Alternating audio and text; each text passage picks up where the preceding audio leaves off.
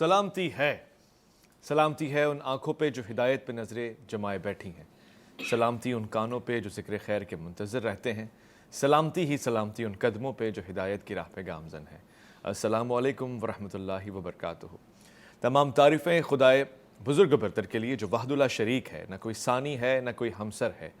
درود لامحدود محبوب رب الودود، راحت العاشقین مراد المشتاقین حضرت محمد مصطفیٰ، آپ کے آل پاک، آپ کے جانثار انصار اور اصحاب پر۔ ظالماً آج کا دن خاص، سید الایام، جمعہ المبارک، خاص دعائیں آپ کی، خاص ساعتیں، خاص لمحات، مگر کام عوام نے ایک عجیب کر دیا۔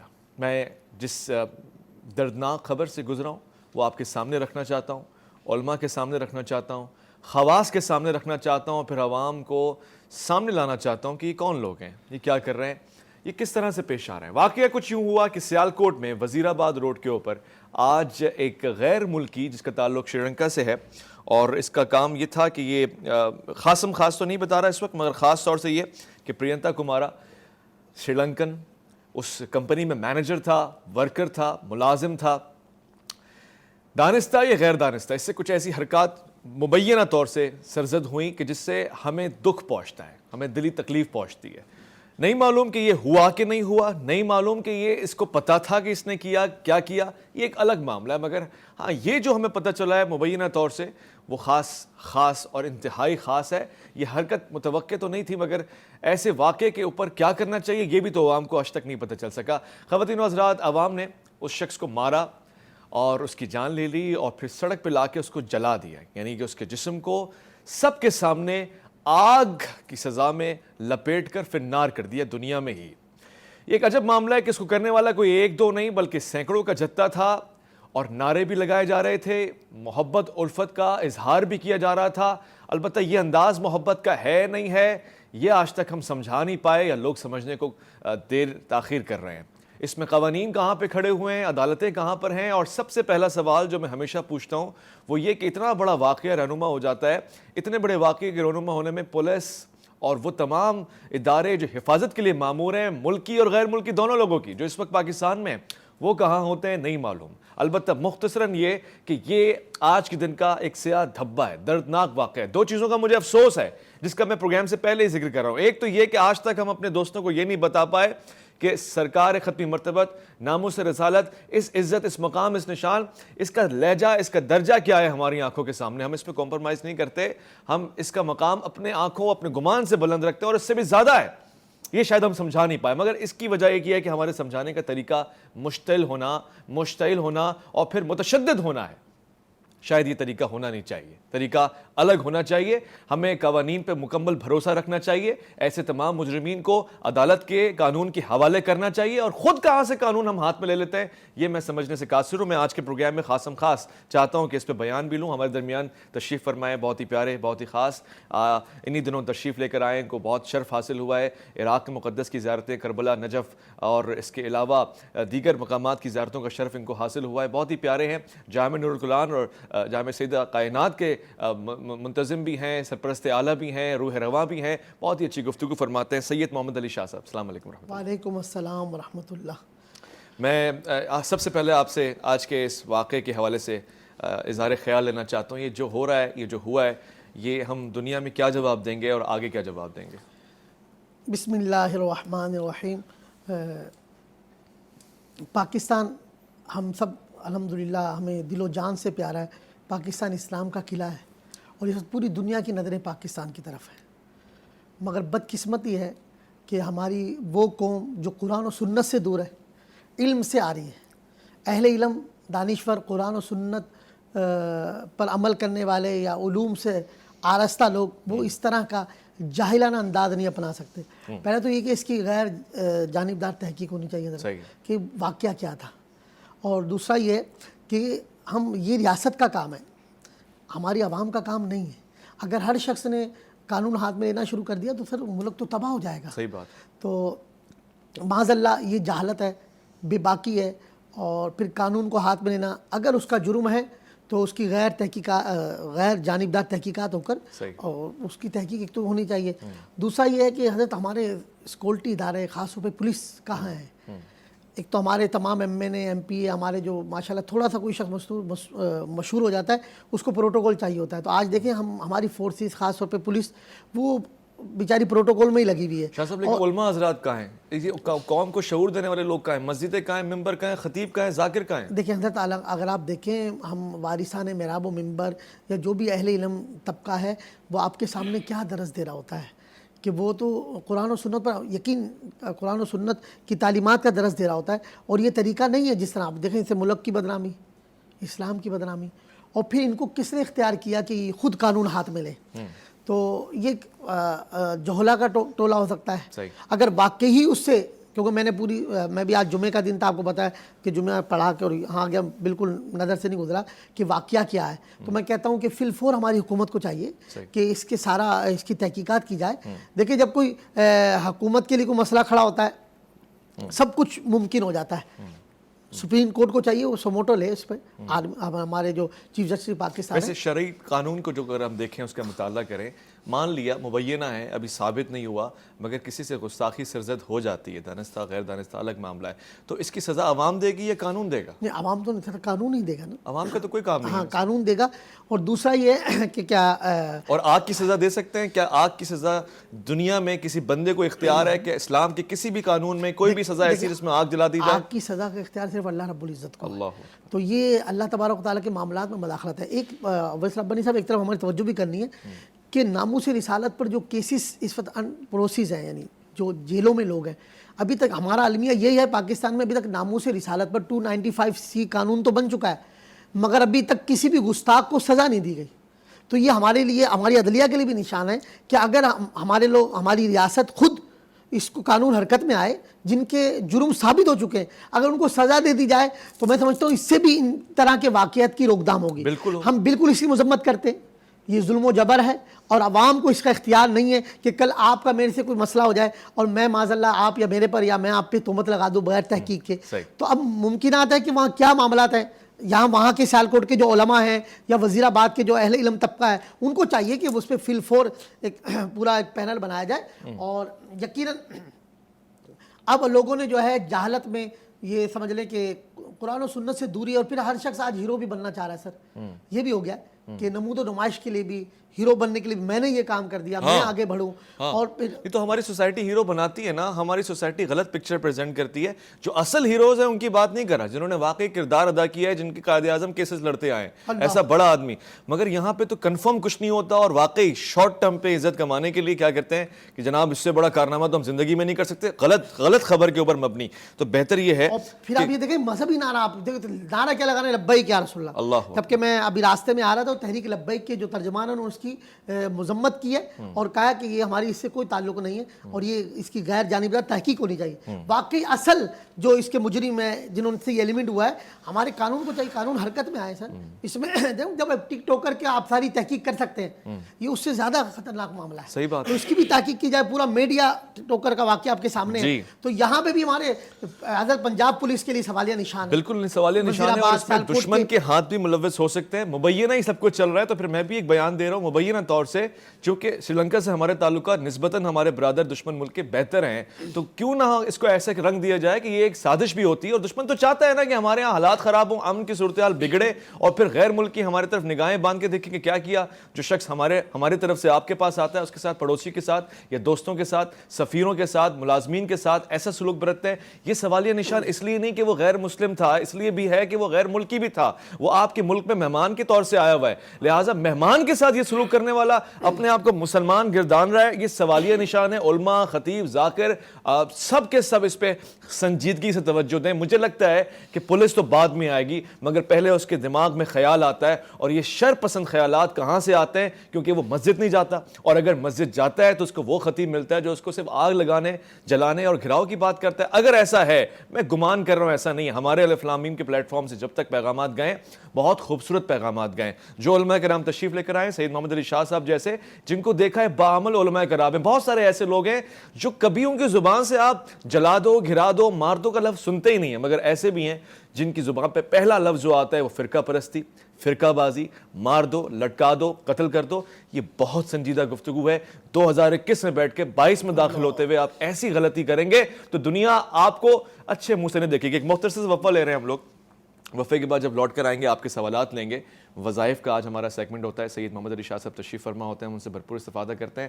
اور ہمارے پاس معروف نعت خواں ملک پاکستان میں ایک ایسا نام جو بڑے نام کا فرزند بھی اور اپنا نام بھی بڑا رکھتا ہے, عبدالباسط رانا صاحب بھی تشریف فرمائیں. ہم ان سے بھی گزارش کریں گے کہ آج ہم خاص طور سے کلام سنیں.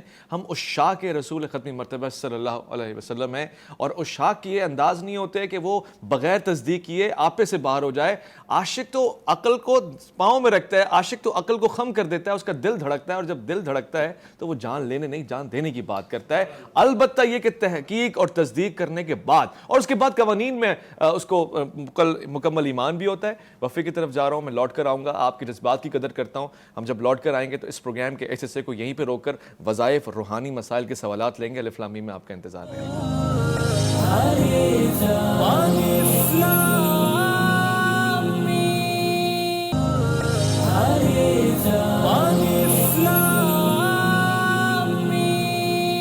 خواتین و حضرات, عزیزان من, میں بڑی ہمت کر کے پروگرام کو وظائف کی طرف لانا چاہتا ہوں. ابھی اتفاق سے میری نظر پڑی ویڈیو کے اوپر.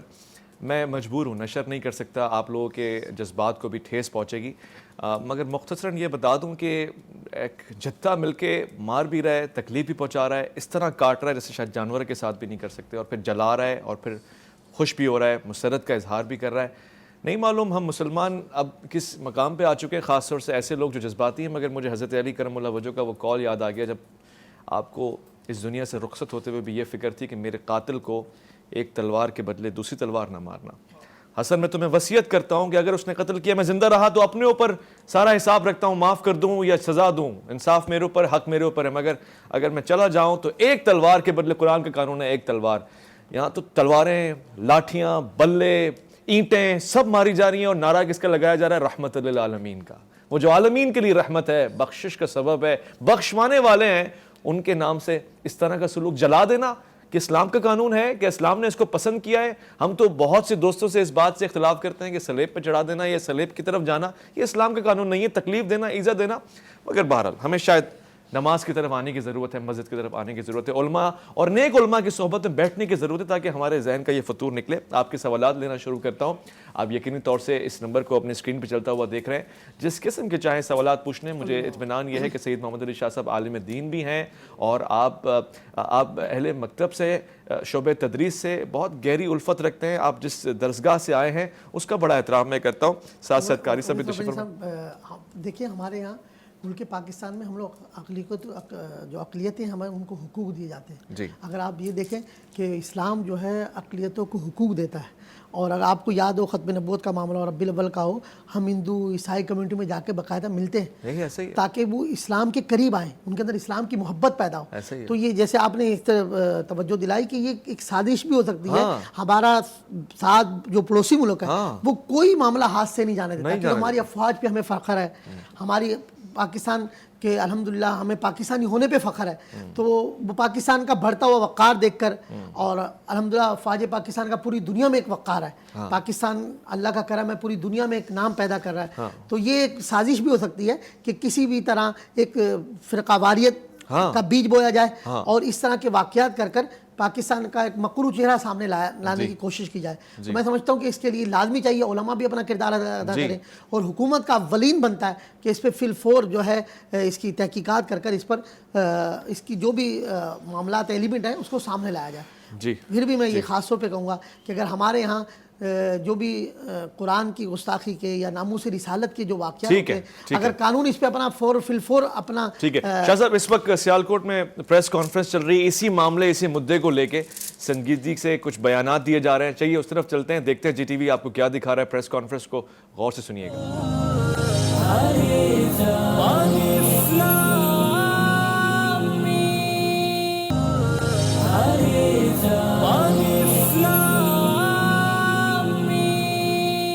الف لام میم میں آپ کو خوش آمدید کہوں گا. عبدالباسط رانا صاحب یہاں تشریف فرمائے. میں آپ سے گزارش کروں گا آج ہم جناب رحمت للعالمین کے گھر کی رحمت کا واسطہ دے کے پروردگار سے طلب کرتے ہیں کہ ہماری امت کو شفیق پیارا، نرم دل، خوشگوار، ایک دوسرے کو سمجھنے والا اور اس معاملے پہ حساس ترین معاملے پہ سنجیدہ کردار ادا کرنے والا بنا دے۔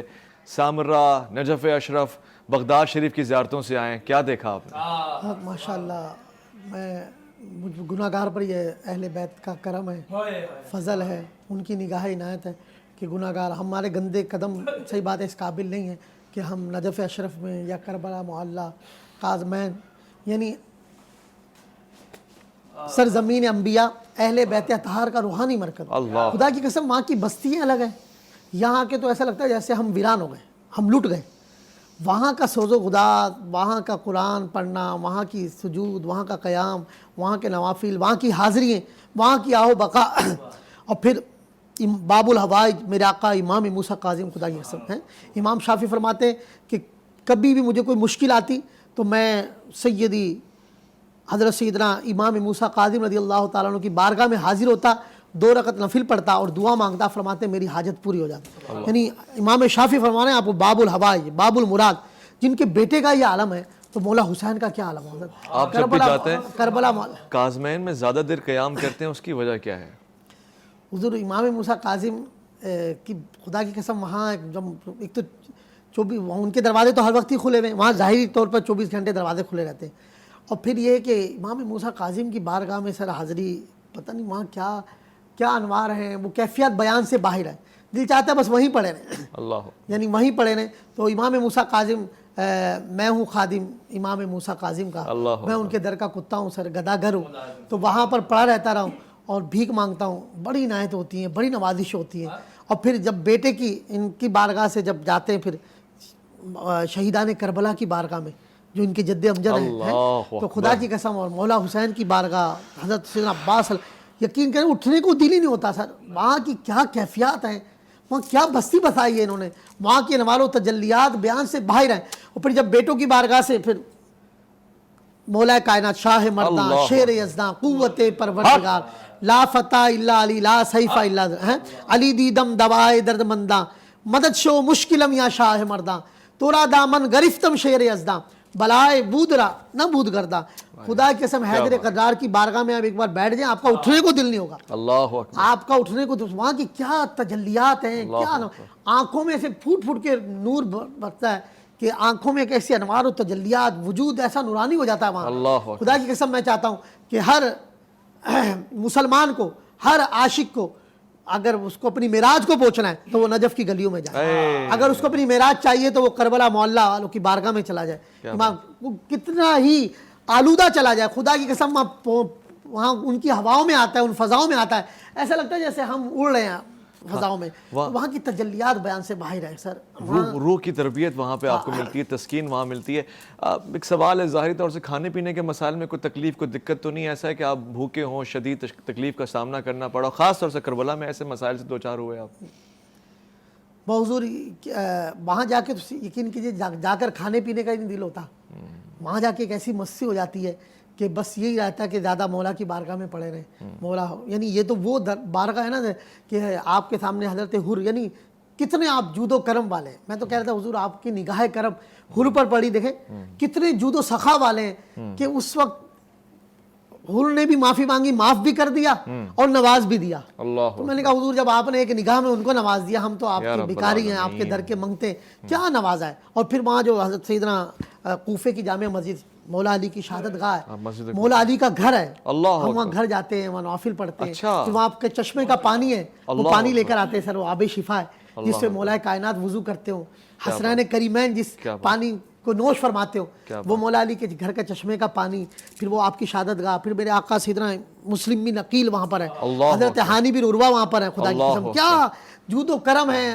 عطاؤں کی بارش ہے، حضرت سرزمین انبیاء ہے۔ تو میں کہتا ہوں ہر عاشق رسول کو، ہر اہل ایمان کو جانا چاہیے، اس کی معراج ہے سر، اس کی سعادت ہے۔ تو شاہ صاحب آج بیان کرتے ہیں نا، آج شفقت فرمائے، وہ وظیفہ بتا دیں کہ جس سے غریب، تنگ دست، نادار آدمی بھی زیارت کربلا، زیارت نجف کر لے، آپ ایسا وظیفہ بتا دیں۔ میری ان سے گزارش ہے کہ کم از کم دیکھیں سورہ اخلاص سب کو آتی ہے، آپ روزانہ 72 ٹائم 72 مرتبہ سورہ اخلاص پڑھ کے شہیدان کربلا کی بارگاہ میں ایصال ثواب کریں، تحفہ پیش کریں، ان کو ہمارے اس کی حاجت نہیں ہے.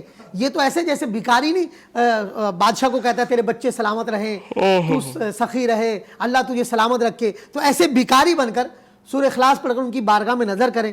خدا کی قسم ایسی خزانوں کی بارش ہوگی, اور اصل یہ ہے کہ وہاں سے بلاوا آ جائے گا جب آپ ان کو یاد کریں گے. سر وہ تو ایسی بارگاہ ہے کہ کیسے فراموش کر سکتے ہیں. ایک حضرت ہمارے ساتھ لائیو کالر پہ ہیں, میں ان کو شامل گفتگو کرنا چاہتا ہوں. آپ کا شکریہ, آپ تشریف لائے. السلام علیکم ورحمۃ اللہ. جی محترم, آپ میں سن سکتا ہوں, کیا فرمائیں گے؟ الف لام میم میں آپ کو ویلکم کہوں گا. میں نے اپنے گھر کے حالات بہت خراب ہیں. گھر کے حالات کو کیا فرما رہی ہیں؟ یعنی کہ نا بیمار رہتے ہیں سارے گھر والے, کبھی کوئی, تنگی بہت زیادہ ہے. گھر میں بیماری زیادہ ہے, تنگی بہت زیادہ ہے, تکالیف زیادہ ہیں. شاہ صاحب کوئی وظیفہ؟ ٹینشن ہے, کسی کہنے میں کوئی نہیں آتا, بات کوئی نہیں مانتا, بس اس طرح ہی. بس مجھے ایک بتائیں, گھر میں کوئی ایسی چیز ہے جس پہ آپ شکر کرتے ہیں؟ اللہ کے ذات پہ شکر کرتے ہیں. وہ گھر کی نعمتوں میں سے کوئی ایسی نعمت ہے جس پہ کبھی آپ بیٹھ کے کہتے ہو شکر ہے یہ تو ہے؟ نہیں ہے. یہ کھانا بس ایسے ہی ہے. جی کھانا مل رہا ہے, شکر ہے اللہ کا. بس اس شکر کو اور بڑھا دیں, کھانا اور ملے گا.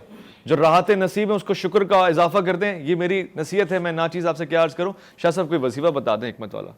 زباں پر شکوہ رنج و علم لایا نہیں کرتے, نبی کے نام لیوا غم سے. میں کہتا ہوں خدا کی قسم مصیبتیں آ جائیں, تکلیف آ جائے, شہیدان کربلا کو یاد کر لیں. اللہ اکبر, کیا بات کیا ان کے ذرہ آپ نے, کیا بات ان کے ذرے کو بھی نہیں پہنچ سکتے. سر انہوں نے جو اذیتیں تکلیفیں برداشت کی ہیں, خدا سلام ہے ان کی جرت کو. شاہ است حسین, بادشاہ است حسین, دین است حسین, دین پناہ است حسین, سرداد نہ داد در دست یزید, حقا کے بنا لا الہ است حسین. آپ نے بڑی پیاری توجہ دلائی. قرآن کہتا ہے لا ان شکرتم لازیدنکم, تم شکر ادا کرو میں تمہاری نعمتوں کو بڑھا دوں گا.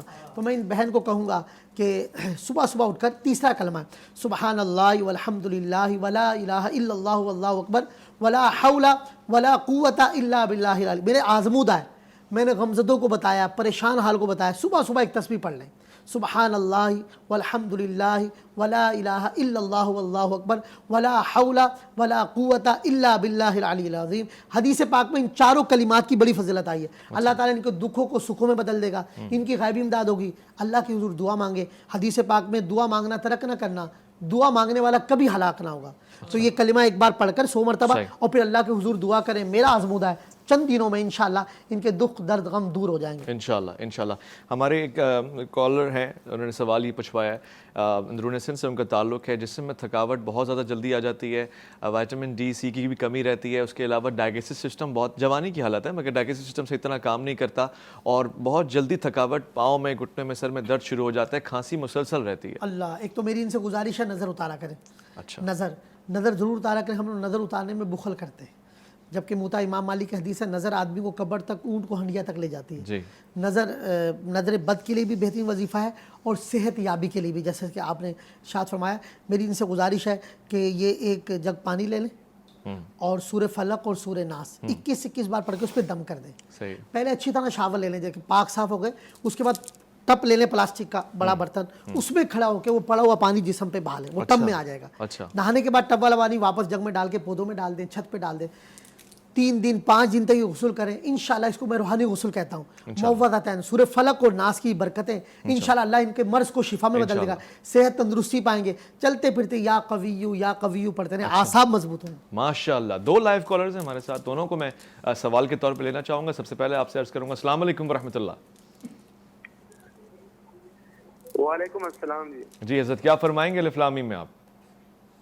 سر محمد رحل بیت محمد کے دربان میں آپ کے لیے دعا گو ہوں. مولا کائنات آپ کو ایسے ہزاروں پروگرام کرنے کی توفیق عطا فرمائے, اور زندگی میں کبھی اللہ خداوند عظیم مجھے آپ کا سامنا دے تو میں آپ کے ہاتھ سے املوں. اللہ اللہ محمد رحل بیت محمد کی بڑی عطائیں ہیں آپ پہ, بہت عطائیں. میں صبح شام آپ کے پروگرام دیکھتا ہوں, دل کرتا ہے میں آپ کو دیکھوں اور میں بہت سارا رہوں. بہت شکریہ, اللہ آپ کی تمام دعائیں قبول فرمائے. جی ہیں بھائی, سلامت رہیں. جی, ایک اور ہمارے پاس لائیو کالر موجود ہے, میں ان کو بھی خوش آمدید کہنا چاہتا ہوں. السلام علیکم ورحمۃ اللہ. السلام. جی جی, آپ کی آواز آ رہی ہے, اپنا نام بتائیے. میں نے تو بتایا تھا مسز شاہد بات کرنی. جی مسز شاہد فرمائیے. یہ 18 میں ہم لوگ کربلا گئے تھے جی, اور وہاں سے واپس آئے تھے, تو اس کے بعد سے مسلسل طبیعت خراب رہتی. آنے کے بعد ہمیں چکن گونیا ہو گیا تھا. اس وقت سے 2 بہنیں ہیں, ہم دونوں بیمار رہتے ہیں زیادہ تر. اچھا, ایک سوال ہے, ناچیز پوچھنا یہ چاہ رہا ہے کہ کربلا کیوں گئے تھے, کیا نیت لے کے گئے تھے؟ نہیں, وہ تو زیارات کے لیے گئے تھے, ظاہر ہے اس کے بعد سے وہاں سے آنے کے بعد سے یہ ہوا. ٹھیک ہے, زیارات کی نیت سے گئے تھے, کوئی تحفہ لینے گئے تھے, دینے گئے تھے, کوئی معاملہ تھا جہاں گئے تھے ان کی سرکار میں کچھ عرض کر کے آئے تھے خاص؟ اللہ, وہ تو ظاہر ہے زیارت کی نیت ہی ہوتی ہے نا, کہ زیارت کی نیت, ٹھیک ہے. خواہش ہمیں اس کو یوں سمجھ رہے حضور کہ یہ سونا میرے دکھ وچ راضی تے میں سکون چلے پاوا ہوں. بڑے بڑے اکابرین اہل بیت اطہار جب نوازا جاتا ہے, بعض اوقات آزمائش اور بیماریاں بھی یوں آتی ہیں کہ اس کو نوازا جاتا ہے, ان کے گناہ معاف کر دیے جاتے ہیں. چکن گونیا جیسے انہوں نے کہا, تو دیکھیں وہاں سے نگاہ کرم ہو تو میرا تو یقین ہے کہ وہاں سے آلودہ شخص جائے گا انشاءاللہ وہ پاک ہو کے آ جائے گا, مطہر ہو کر آئے گا, کیونکہ وہ بارگاہ انما یرید اللہ لیذھب عنکم الرجس اہل البیت ویطہرکم تطہیرا, وہ تو وہ بارگاہ اثر وہاں جانے والا پاکیزہ ہو جاتا ہے. تو یقیناً یہ ہے کہ بیماری رحمت ہے, اس کو بیماری رحمت ہے, لوگ سمجھتے نہیں. بعض اوقات لوگ حج کر کے آتے ہیں, عمرہ کر کے آتے ہیں, کہتے ہیں یار بیمار ہو گئے. وہ بیمار یوں ہوئے کہ وہاں جتنے گناہ تھے وہ معاف ہو گئے, بخش دیے گئے, اور اب اللہ ان کو نوازنے کے لیے فرمایا. حدیث پاک کا خلاصہ ہے, جب اللہ تعالیٰ جس سے راضی ہوتا ہے اور اس کو نوازنا چاہتا ہے تو مرنے سے پہلے اس کو بیماریوں میں مبتلا کر دیتا ہے. بیمار کی دعا قبول اور ہوتی ہے, اللہ سے اس حال میں ملتا ہے کہ اس کے سر پر جسم پر کوئی گناہ ہی نہیں ہوتا. تو سر ان کے میری بہن پھر بھی ان سے گزارش ہے, سلام قولا من رب الرحیم, سلام سورہ یاسین شریف کی آیت نمبر, سلام روزانہ 70 بار صبح 70 بار شام پڑھ کر پانی پہ دم کر کے پیے, انشاءاللہ ان کے اعصاب سلامت رہیں گے, بیماریوں سے شفا بھی پائیں گے, اور اللہ نے چاہا دوبارہ پھر حاضری ہوگی انشاءاللہ. بھائی کیا بات ہے. میں جو آپ سے عرض کر رہا تھا وہ یہ عرض کر رہا تھا, آپ زائر بن کے جب آتے ہیں نا وہاں پر تو سمجھیں ایک کنیکشن ہوتا ہے, اسی وجہ سے آپ کو بلایا جاتا ہے. جب آپ ہیڈ آفس خود چلے جاتے ہیں تو پھر آپ کو دوسروں سے رابطہ کرنے کی ضرورت ہی کیا ہے. آپ رابطے اتنے اسٹرانگ کر کے آئیں اس درگاہ پہ جا کے پڑے رہیں, اور پھر آپ کے رابطے ایسے اسٹرانگ ہو جائیں, اپنے کیا دوسروں کی بیماری میں شفا آپ کی زبان سے ملے گی ان کو. وہاں رکھیں عقیدہ. آپ کا یہ کہنا کہ وہاں سے آئے پھر بیمار ہو گئے, یہ ڈراتا ہے لوگوں کو کہ بھائی وہاں جائیں گے تو بیمار نہ ہو جائیں. تو بیمار کربلا کے بابا ہیں, وہ تو گھرانہ ایسا ہے کہ بیماری کو دور کر دیتا ہے. میں انتہائی شکر گزار ہوں سید محمد علی شاہ صاحب کا, آپ نے آج روح کو تسکین دی ہے. آج کی حالات میں ان خبروں میں آپ جیسی شخصیت ہمارے لیے واقعی غنیمت ہیں, خدا کا تحفہ ہیں. میں عبدالباسط رانا صاحب کا بہت شکر گزار ہوں, جو کلام آپ نے سنایا ہے اس سے دل کو محبت, الفت, مودت کے جذبات ملیں, اور یہ ضروری ہوتا ہے, یہ ایمان کا وضو ہے, یہ ان خوبصورت کلامات سے ہوتا ہے. میں خواتین و حضرات آپ کو آج ایک بات مختصراً کہنا چاہتا ہوں, اپنا بھی خیال رکھیں مگر ان کا خاص خیال رکھیں جن کی سفارش رسول خدا صلی اللہ علیہ وآلہ وسلم نے کی ہے. وہ اگر نادان ہیں تو آپ کے پڑوسی ہیں, اور اگر پڑوسی نہیں ہیں تو ان سے توقع رکھیں کہ وہ ایمان لے آئیں گے, آپ کے ساتھ آپ کے ایمانی بھائی بن جائیں گے. اور اگر ایسا اب تک نہیں ہوا ہے تو اس میں کوتاہی ہماری ہے, غفلت والے آدمی کی نہیں ہے. شرارت عاقل کرے تو سمجھ میں آتا ہے. جیسے کہ آپ ہیں ذمہ دار لوگ, میں اور آپ ذمہ دار ہیں, ہم سے حساب لیا جائے گا. بائے برتھ مسلمان ہیں, جس کا آج تک جس کو اسلام پہنچا نہیں اس کو اسلام پہنچانا ہے, اور اس انداز سے پہنچانا ہے کہ زبان نہیں بلکہ آپ کے اعمال گواہی دیں. اپنا بہت خیال رکھیں گے, آپ اپنے سے بڑھ کے خیال رکھیں گے ملک پاکستان کا, اللہ کے فرمان کا, اور ناموس رسالت صلی اللہ علیہ وسلم کا. اللہ کی امان.